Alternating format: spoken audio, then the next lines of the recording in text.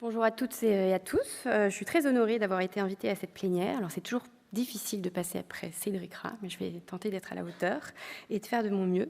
Moi, ma présentation va plutôt porter sur les aspects pratiques et concrets de la télémédecine et en particulier sur le début de ma présentation sur les téléconsultations.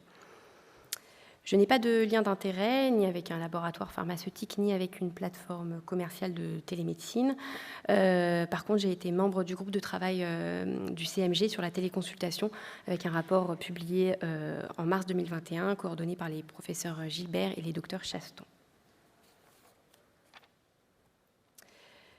Quelques chiffres nationaux, puisque Cédric, vous les avez promis.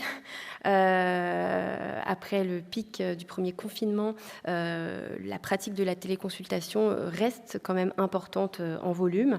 Et avec en chiffre absolu 9,4 millions de téléconsultations, donc c'est la courbe en rouge, en 2021, ce qui correspond de façon relative à en moyenne 3,7% de l'activité des médecins généralistes libéraux. Et je vous invite, si vous voulez avoir plus de chiffres, notamment sur le profil des utilisateurs, sur la distance de téléconsultation par rapport au territoire et ce genre de choses, à lire le rapport de l'adresse qui a été publié très récemment, juste avant le congrès, là, en décembre 2022.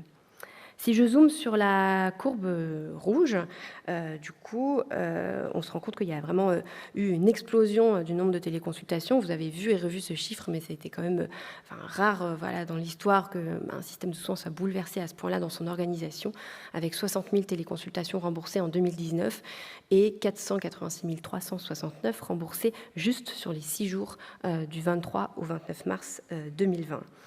Et forcément, c'est arrivé donc de façon totalement rapide et brutale. Et qui dit rapide et brutale dit que personne n'était vraiment prêt, que ce soit les médecins ou les patients.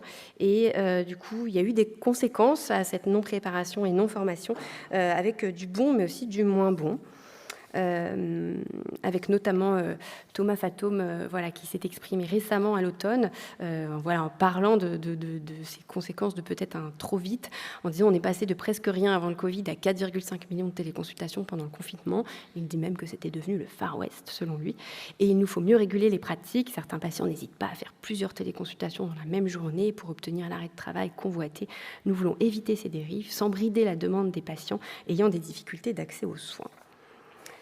Mais si on fait un pas en arrière, en fait, comme vous le savez, la téléconsultation et la question de la télémédecine, elle était déjà évidemment questionnée avant le Covid et avec à l'arrivée du remboursement de la possibilité de téléconsulter, la Haute Autorité de Santé qui avait déjà publié une fiche mémo et un petit rapport sur téléconsultation et téléexpertise en mai 2019 pour justement cadrer voilà, une pratique voilà, qui balbutiait, mais qui était déjà là.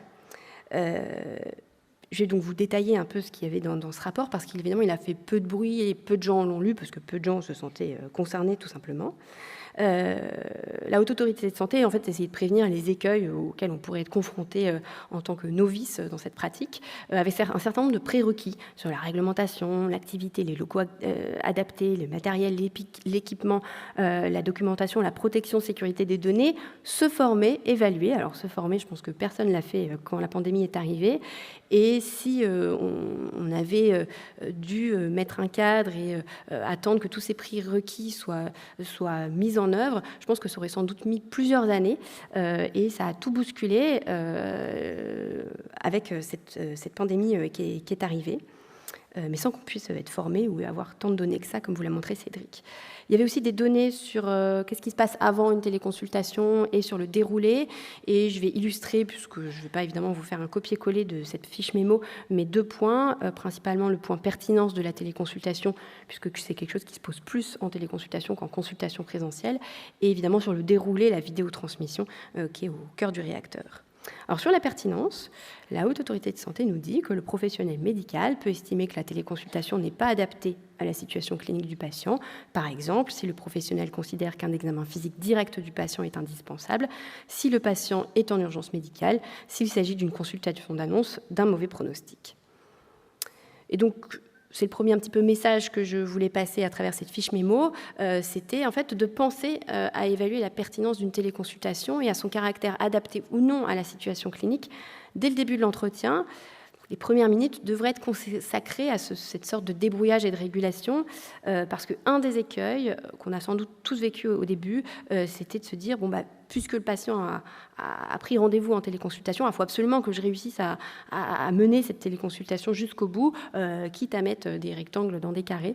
Et donc, voilà, il y a vraiment une problématique de la pertinence et savoir mettre fin à une téléconsultation et faire une régulation autre, ce qui pose aussi la question de l'ancrage dans le territoire si jamais la téléconsultation n'était pas adaptée.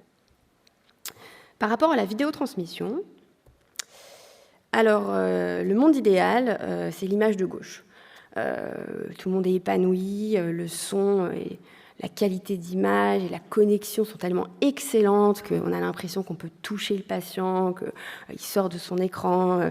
Voilà. Et puis en fait, la vraie vie, c'est parfois l'écran noir qu'on a aussi tous vécu, de « vous m'entendez ? Attendez, je branche mon micro, vous me voyez ? Non, je ne vous vois pas. Non, Bon, et qui finit souvent par l'usage du bon vieux téléphone. La Haute Autorité de Santé nous avait pourtant mis en garde en disant qu'il était recommandé de tester le bon fonctionnement du matériel de vidéotransmission avant l'heure du rendez-vous, donc que ce soit du côté médecin, mais aussi du côté patient. Et une fiche d'information peut être transmise au patient avant la téléconsultation pour lui fournir toutes les informations pratiques avec un lien pour tester sa connexion. Donc je ne sais pas si vous le faites en 2022, fallait déjà le faire en 2019. En tout cas, ce qui est sûr, c'est qu'on ne l'a pas fait en 2020. Donc voilà, un petit mot sur... peut-être des évidences, mais en fait, l'information des patients, une certaine forme d'éducation, sans que ce soit paternaliste, sur les aspects techniques, sur le cadre, sur le lieu, sur la préparation d'une téléconsultation, au même titre qu'on a éduqué nos patients chroniques à venir, avec les ordonnances, avec les comptes rendus médicaux, et qu'une téléconsultation, ça ne se fait pas dans sa voiture quand on est chez le garagiste, ça ne se fait pas en faisant ses courses, ça ne se fait pas en chuchotant dans une salle de pause à son travail. Toutes ces situations sont réelles et vécues par l'interlocutrice que je suis. Quid de la confidentialité en téléconsultation ? Je voulais un peu illustrer ces choses très théoriques de la Haute Autorité de Santé par une petite étude qu'on a réalisée dans le département de médecine générale de l'Université Paris-Cité en 2020. Pendant le Covid, où on a recruté des médecins généralistes sur toute la France qui pratiquaient des téléconsultations. La plupart d'entre eux, les 2/3 étaient novices. Et on leur a demandé d'inclure des patients. Donc, c'est-à-dire qu'à l'issue d'une téléconsultation, on demandait aux médecins d'inclure le patient en disant « Est-ce que je participe à une étude d'évaluation du contenu et de ce qui se passe en téléconsultation ? Est-ce que vous acceptez de participer ?» Et si oui, il envoyait un lien vers le questionnaire qui était évidemment anonyme. Et le médecin, de son côté, remplissait le questionnaire miroir pour évaluer cette téléconsultation. Et on a regardé un petit peu les motifs, le temps que ça prenait, pourquoi ils étaient là, où est-ce qu'ils téléconsultaient, etc. Donc sans vous présenter tous les résultats, ce n'est pas l'objet.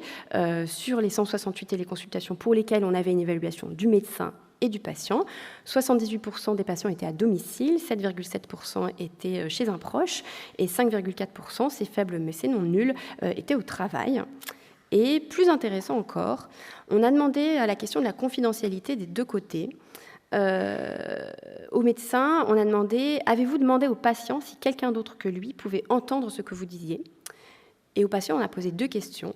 Quelqu'un d'autre que vous pouvait-il entendre ce que le médecin vous disait ? Et quelqu'un d'autre que le médecin pouvait-il entendre ce que vous disiez au médecin ? Et voici les réponses. 16,7% des patients ont rapporté qu'une tierce personne pouvait tout entendre de l'échange médecin-patient, et 23,2% ont rapporté qu'une tierce personne pouvait entendre ce que disait le patient, ceux qui avaient en gros un casque ou des écouteurs. Et 70,4%, dans 70,4% des cas, le médecin, lui, n'avait pas du tout posé la question de la confidentialité.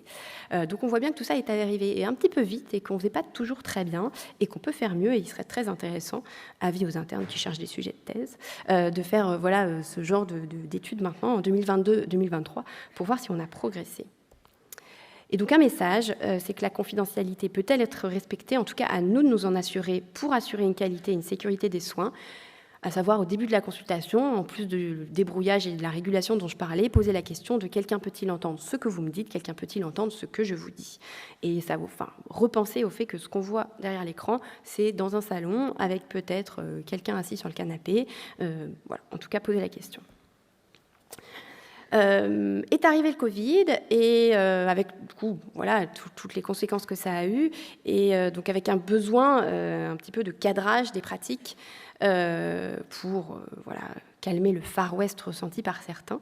Le Conseil de l'Ordre a publié plusieurs communications. Je ne vais pas les détailler puisque le professeur Woustric, représenté par Marc aujourd'hui, en dira sans doute quelques mots. Et en mars 2021, donc, le Collège de la médecine générale a publié un rapport que je vous invite à lire. Pareil, sans le détailler comme la Haute Autorité de Santé, il y a quelque chose d'assez intéressant, si vous ne l'avez pas lu, qui est une fiche à destination du patient que vous pouvez copier, télécharger, adapter à vos propres patients pour leur transmettre. Et 2 grands chapitres principaux, un chapitre sur les problèmes aigus et un chapitre sur les situations non aiguës. Sur les problèmes aigus, le collège reste prudent dans ce rapport en disant voilà, la téléconsultation en l'état actuel des choses ne permet pas tout à fait d'assurer le maximum de qualité et de sécurité, mais qu'elle peut s'intégrer comme malgré tout dans une pratique de soins pour une demande de soins non programmée simple qui ne nécessiterait pas d'examen clinique, la réévaluation d'une pathologie aiguë ou apporter une réponse à une urgence ressentie ne nécessitant pas de consultation présentielle, tout en signalant également que sans doute ce constat va être amélioré par l'arrivée de certains objets connectés, de la pluriprofessionnalité, mais qui reste à évaluer. Et dans les situations dites non aiguës, des critères de qualité étaient listés, avec idéalement un patient connu du médecin, idéalement un temps suffisant pour l'écoute du patient et sa compréhension et la compréhension de la complexité de la situation, de façon préférentielle la connaissance de l'environnement médico-social et territorial du patient et la possibilité de revoir le patient à la suite de la prise en charge, ce qui repose la question de l'ancrage territorial de nos pratiques. Et donc, comme message, une alternance, notamment chez les patients chroniques, de consultation et téléconsultation dans une logique territoriale et personnalisée aux patients, ce qu'on sait faire, de la décision médicale partagée, et se dire pour ce patient, peut-être que chez lui, dans l'année prochaine, il y aura 0 téléconsultation. Peut-être que pour ce patient, en fait, on va pouvoir en faire 1 ou 2 dans son suivi, parce qu'il est demandeur, parce que c'est adapté, parce que ça ne remet pas en cause la qualité de ma prise en charge, et parce que ça peut peut-être quand même réduire chez lui le fardeau lié aux soins. L'assurance maladie a également écrit une charte de bonne pratique de la téléconsultation en 2022, que vous avez sans doute lu, qui reprend un petit peu les grands principes et qui ajoute le volume maximal de 20% que doit représenter la part de consultation réalisée, d'actes réalisés à distance par rapport au volume d'activité globale du médecin. Pour résumer un petit peu les messages et la liste des critères de qualité et de sécurité à travers ces recommandations, évidemment, cette liste n'est pas exhaustive, cette liste est nécessaire et non suffisante, mais donc l'évaluation de la pertinence et du caractère adapté, l'information et l'éducation du patient sur le cadre, le lieu, les aspects techniques, s'assurer de la confidentialité des échanges et l'alternance de la consultation et de la téléconsultation dans une logique territoriale et personnalisée. Pour finir cette présentation, j'ai beaucoup parlé de téléconsultation et aussi même de vidéoconsultation parce que, comme l'a dit Cédric, c'est ça qu'on a beaucoup vu, qu'on a beaucoup connu, mais la télémédecine, ce n'est pas que la téléconsultation. Et donc, je voulais avoir quelques perspectives et réflexions finales pour aller un petit peu plus loin que ces recommandations très pratico-pratiques, même si elles sont évidemment indispensables. Je me suis posé la question de savoir, en fait, finalement, la télémédecine, on se rend bien compte que c'est un bouleversement de l'abord de la sémiologie médicale historique et du raisonnement clinique.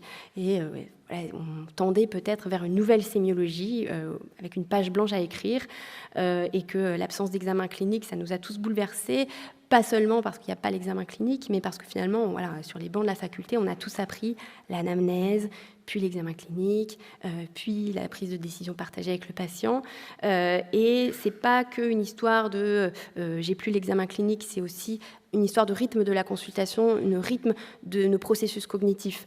Quand je recueille l'anamnèse et le motif et les symptômes du patient, je réfléchis, je formule des hypothèses diagnostiques, il y a un rythme assez rapide de ce début de la consultation présentielle, puis arrive l'examen clinique, un moment un peu plus lent, où souvent le patient ne parle pas parce que j'écoute son cœur, le patient ne parle pas parce que j'écoute son poumon. Pendant que j'écoute son poumon, en fait, je me fais la liste de mes hypothèses diagnostiques, j'avance, je trie, je hiérarchise, et puis ensuite on se réinstalle et on en discute. Et finalement, ce tempo, qui est presque comme une partition de musique avec laquelle on était hyper à l'aise, a été très bouleversé par ce changement brutal auquel on n'était pas préparé et pas formé. Et donc, il y a une vraie nécessité de formation continue, mais évidemment initiale.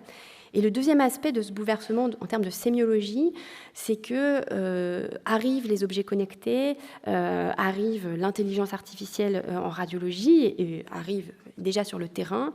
Et donc les internes de médecine générale de demain auront sans doute toujours l'apprentissage d'apprendre à écouter un souffle au chevet du malade, enfin en tout cas on le souhaite, mais sans doute peut-être dès l'externat, l'apprentissage d'écouter un souffle avec le son du smartphone, qui est sans doute une sémiologie différente, avec sans doute des choses à apprendre, que les internes en DES de dermatologie apprendront peut-être à faire de la téléexpertise et à analyser des photos, que les internes de radiologie, et ils le font déjà, apprendront à gérer l'intelligence artificielle.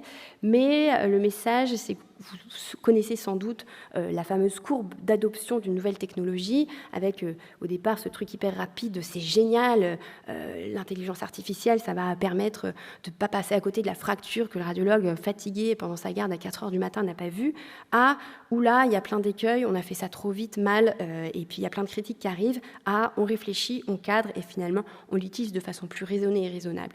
Sauf que là, on n'est pas en train de parler d'adoption de nouvelles technologies, j'ai acheté la dernière Apple Watch.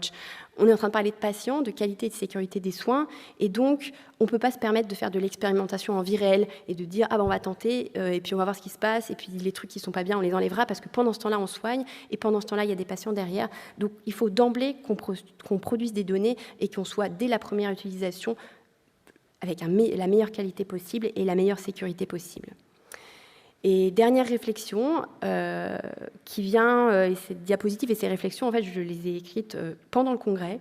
Je me suis dit, la télémédecine, finalement, est-ce qu'elle ne nous permet pas aussi de nous questionner sur la place que l'examen clinique a dans nos pratiques, ou avait dans nos pratiques, ou devrait avoir dans nos pratiques, avec une lettre que je vous invite à lire très, très jolie dans le JAMA Internal Medicine, où un clinicien explique que l'examen clinique chez lui, c'est pas seulement écouter des bruits du cœur irréguliers auxquels il ne s'attendait pas au bout d'un stéthoscope, mais que quand on lui a enlevé l'examen clinique avec la pandémie, c'était aussi une part de son identité professionnelle qu'on lui enlevait, et il avait une certaine forme de perte de sens de sa pratique. Et qui dit perte, quand j'ai entendu parler de ça, je me suis dit, au congrès, j'ai vu passer par exemple à la session publication phare, une publication qui était superbe sur l'intérêt de mesurer la pression artérielle en consultation. On pourrait penser que cette question de recherche est complètement désuète en 2022. Alors elle n'est sans doute pas, puisque l'article a été publié et en plus sélectionné en publi phare, mais on voit bien que les gens se reposent la question de l'intérêt de certaines choses, des fois pour dire finalement on fait peut-être des trucs qui ne servent à rien dans l'examen clinique, ou peut-être qu'en fait il y avait des trucs hyper précieux et je ne peux pas m'en passer. Et ça m'a fait penser, ce truc de perte, à des vers de Lamartine que vous connaissez tous, qu'il a écrit quand il a perdu sa compagne décédée d'une tuberculose en 1817. J'adore la poésie, alors je vous redis ces quelques vers que vous n'entendez pas assez. Que me font ces vallons, ces palais, ces chaumières, vains objets dont pour moi le charme est envolé, fleuves, rochers, forêts, solitude si chère, un seul être vous manque et tout est dépeuplé. Et en préparant cette plénière, et le congrès du CNGE est tellement inspirant que je me suis dit, allez, moi aussi, il faut que j'écrive un truc. Donc je vous soumets, avec toute l'humilité et votre indulgence, ces quelques vers, qui sont les miens. Toucher de mes mains trop froides ton abdomen distendu, entendre ton cœur battre pendant ces quelques secondes suspendues, humer ton eau de Cologne, même si je sens que tu viens de fumer. Un seul sens nous manque et notre colloque singulier est dépeuplé.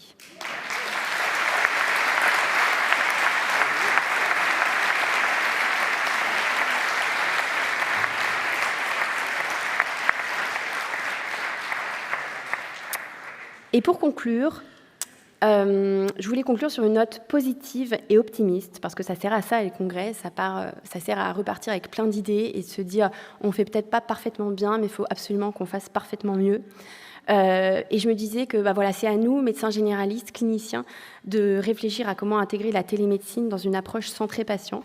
Et si on fait ça dans une approche centrée patient, je pense qu'on ne s'en trompera pas beaucoup. Et que, comme l'a dit Cédric, avec une littérature très produite par des gens pas forcément cliniciens, et à nous, internes, médecins généralistes, universitaires ou non universitaires, de produire des données en termes de sécurité et de qualité des soins, qui sont nos données, les données des soins primaires, que ce soit en téléconsultation, téléexpertise, objets connectés, pluriprofessionnalité. À nous. Merci.